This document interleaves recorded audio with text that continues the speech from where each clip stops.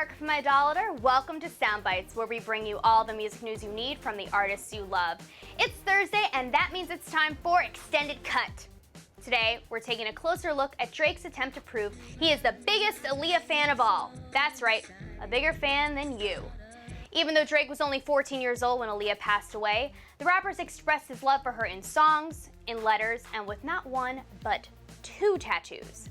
His latest act of devotion is a new duet called Enough Said. Let's listen.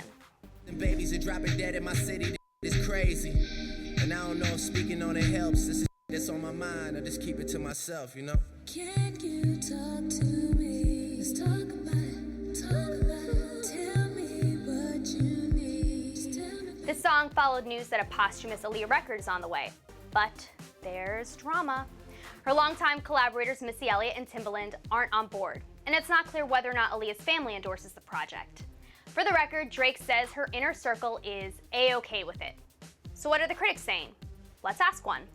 Weighing in via Skype from New York City is J. Edward Keys, editor-in-chief of emusic.com. Hey Jay, thanks for joining us. Hey, thanks for having me. So you've heard the single Enough Said. Initial thoughts?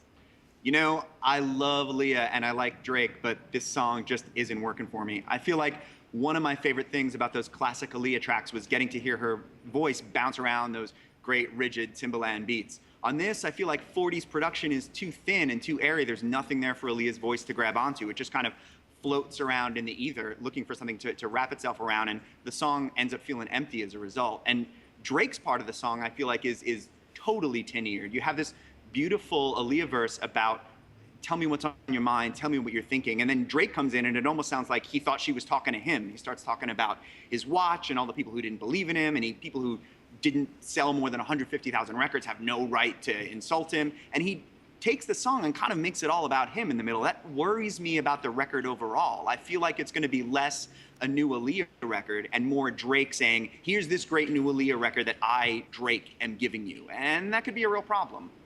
So what does it take to do a posthumous album right then?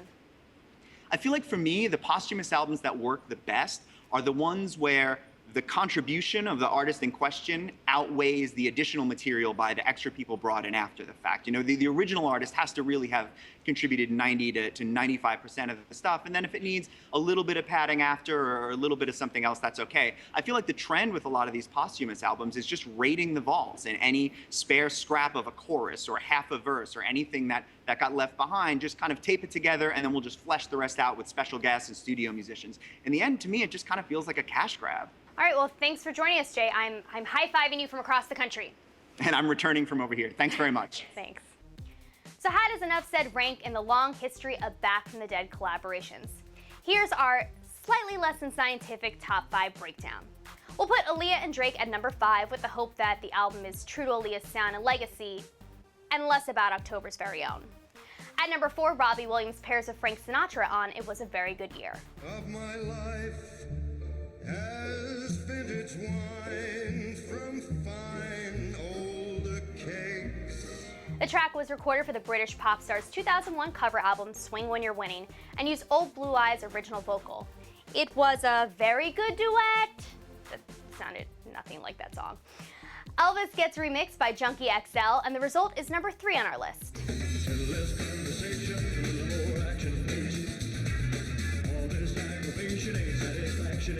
Cut for a World Cup ad, a little less conversation appeared on Elvis's 2002 Greatest Hits compilation. And it even got a nifty little video that was a modern take on Jailhouse Rock. Amy Winehouse and Nas come in at number 2 with Cherry Wine. You smile, put me at ease, you the woman I need, but where is she? The song surfaced last month on Nas's latest album, Life is Good. Nas has called Amy his soul sister, and that connection is obvious on this final loving goodbye.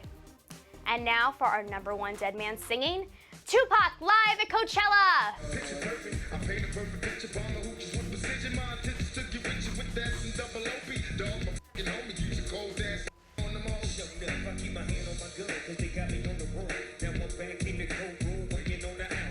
Pac's hologram was the biggest story to come out of the festival this year, and it tops our list for a few reasons. Not only did it expose a new generation of fans to the rapper's greatness, the performance also kicked off a new era of virtual resurrections. Everyone's getting a hologram now. Michael Jackson, Freddie Mercury, Lisa Left Eye Lopez. Oh, And did we mention seeing Tupac on stage with Snoop Dogg, Dr. Dre, and Eminem was amazing? So, did we leave your favorite duet off the list? Hit us up in the comment section below or find us on Facebook and Twitter, but come on, you guys out there already know how to yell at us. We're talking to you, David Archuleta fans. A big thanks to J. Edward Keys for joining us on Soundbytes, and to you watching at home. For more on all the artists we talked about today, head to idolator.com, where we overthink pop music so you don't have to. Bye.